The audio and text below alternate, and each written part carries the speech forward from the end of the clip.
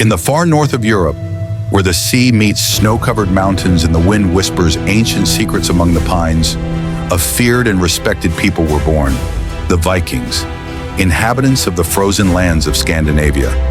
They were skilled sailors, brave warriors, and tireless explorers. This is the story of Eirik, son of Harald, a young man who would change the fate of his clan and leave his mark etched into the stones of time.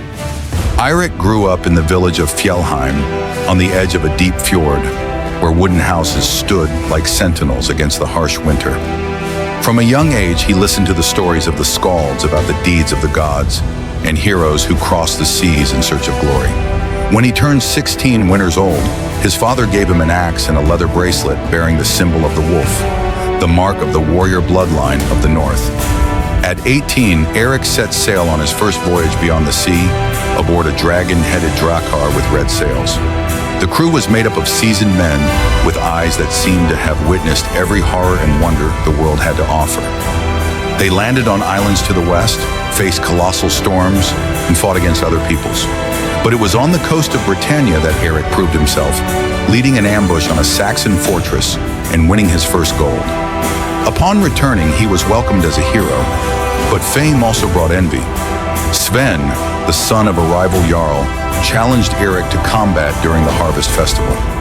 The fight was brutal, and though Eirik won, he spared Sven's life, an act of honor that divided the clans.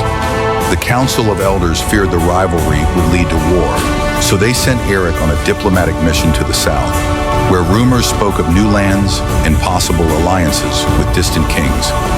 During the journey, Eirik braved ice deserts and dense forests, crossed unknown rivers, and encountered cultures as ancient as the ruins of his people.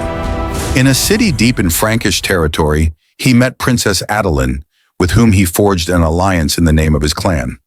Love blossomed between them, but it also stirred the wrath of local nobles, who saw Vikings only as raiders. Eirik's return to Fjellheim was marked by storms, but he brought back knowledge, alliances, and a new vision for his people. He became Jarl after his father's death and unified the clans under a single banner, leading them into a new era of conquest, trade, and respect. And so the sagas sing the name of Eirik, the navigator of the North, whose deeds still echo in the winds that sweep through the mountains of Scandinavia.